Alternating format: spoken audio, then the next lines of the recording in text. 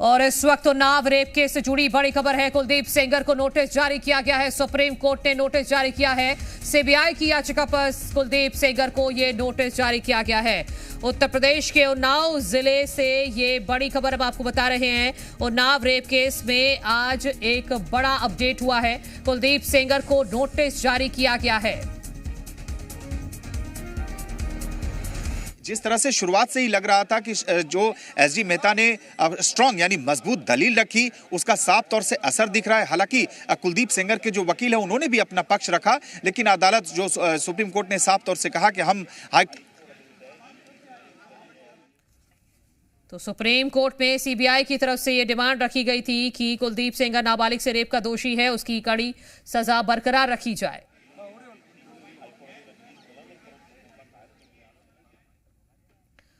तो Unnao rape case में सजायाफ्ता कुलदीप सेंगर की आजीवन कारावास की सजा दिल्ली हाई कोर्ट ने निलंबित कर दी थी और उसके बाद अब ये सुप्रीम कोर्ट ने कुलदीप सेंगर को नोटिस जारी किया है। ये इस वक्त की बड़ी अपडेट।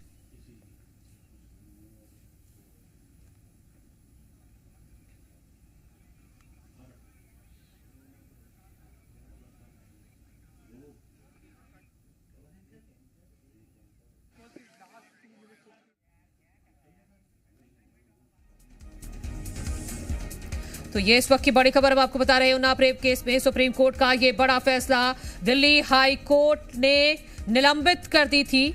कि उन्नाव रेप केस में कुलदीप सेंगर को सुप्रीम कोर्ट से बड़ा झटका लगा है और जो दिल्ली हाई कोर्ट से उन्नाव रेप केस मामले में कुलदीप सेंगर को जमानत दी गई थी, अब उस पर सुप्रीम कोर्ट ने रोक लगा दिया है। हालांकि मैं बता दूं कि सुप्रीम हाई कोर्ट से जमानत मिलने के बाद भी पीड़िता के पिता की हत्या के दूसरे मामले में कुलदीप सेंगर को सजा हुई थी, लिहाजा वो फिलहाल जेल में ही था। लेकिन जिस तरह से अब सुप्रीम कोर्ट ने रोक लगाई, बड़ा झटका कुलदीप सेंगर को सुप्रीम कोर्ट से। और सबसे बड़ी बात, जिस तरह से एसजी मेहता ने दलील रखी और कोर्ट ने साफ तौर से, देखिए सुप्रीम कोर्ट ने कहा कि आमतौर पे हम ये ऐसे मामलों में स्टे नहीं लगाते, लेकिन ये मामला थोड़ा अलग है। तो कहीं ना कहीं जिस तरह से ये पूरे बहस के दौरान जो सुप्रीम कोर्ट की टिप्पणी है वो अपने आप में बेहद गंभीर है।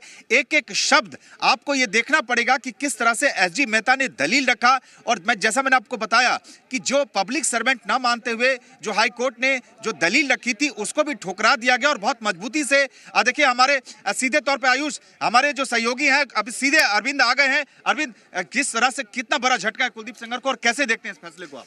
देखिए, कुलदीप सेंगर के लिए एक बड़ा झटका है और सुप्रीम कोर्ट ने ये अपने आदेश में कहा है कि हम कुलदीप सेंगर को नोटिस जारी कर रहे हैं, 4 हफ्ते में वो जवाब देगा।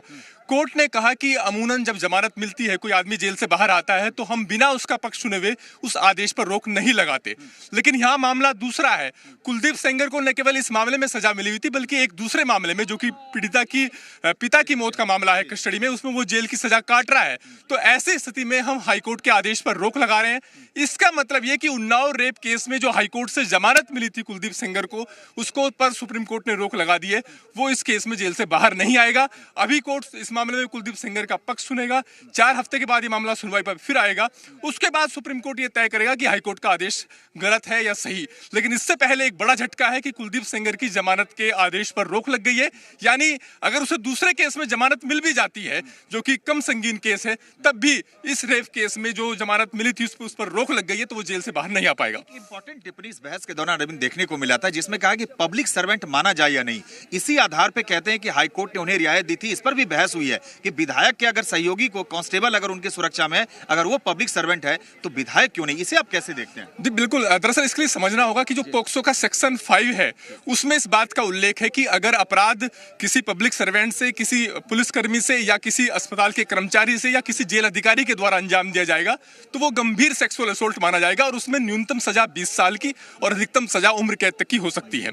ट्रायल कोर्ट ने माना था कि चूंकि कुलदीप सेंगर एक विधायक था और ऐसे में उसके पास अधिकार था, शक्ति थी, तो ऐसे में ट्रायल कोर्ट ने उसे पब्लिक सर्वेंट माना था। लेकिन हाईकोर्ट का यह कहना था कि पोक्सो एक्ट में जो पब्लिक सर्वेंट की कोई डेफिनेशन नहीं है, अगर आईपीसी से हम इसकी डेफिनेशन लेते हैं तो उसके तहत विधायक पब्लिक सर्वेंट के दायरे में नहीं आता। लेकिन यहाँ पर बड़ी बात यह कि सुप्रीम कोर्ट ने कहा कि अगर पोक्सो एक्ट को छोड़ भी दिया जाए, तब भी इस कुलदीप सेंगर को आईपीसी के सेक्शन 376(2)(i) के तहत भी दोषी ठहराया गया है। और ऐसे में हाईकोर्ट ने यह तो कहा कि पोक्सो के सेक्शन 5 के तहत ये पब्लिक सर्वेंट की कैटेगरी में नहीं आता, लेकिन हाईकोर्ट ने इस तथ्य को नजरअंदाज कर दिया कि आईपीसी का जो 376(2) आई है उसके तहत भी कुलदीप सेंगर दोषी है और उसमें भी उम्र कैद तक की सजा हो सकती है। अरविंद, बहस के दौरान ये भी कहा कि ऐसे फैसले अगर दिए जाएं, जैसे एसजी मेहता ने मजबूती से दलील रखा, ऐसे फैसले आगे चल के नजीर बन सकते हैं जो अच्छे नहीं है समाज के लिए। हाँ, ये तो सीबीआई का जो याचिका है उसमें भी ये कहा गया था कि हाईकोर्ट ने कई तथ्यों को नजरअंदाज किया। हाईकोर्ट ने ये नहीं देखा कि इस मामले में जो कुलदीप सेंगर है उसका आपराधिक इतिहास है, उसके पास बाहुबल है, अगर वो बाहर आता है तो ऐसी सूरत में पीड़िता के घर वालों को की सुरक्षा को लेकर खतरा पैदा हो सकता है। तो बहुत शुक्रिया हमारे सहयोगी ग्राउंड जीरो से रिपोर्ट करें सुप्रीम कोर्ट के सामने से। तो बड़ा झटका कुलदीप सेंगर को लगा है, अभी फिलहाल जेल में ही दोषी कुलदीप सेंगर को रहना पड़ेगा। इसी के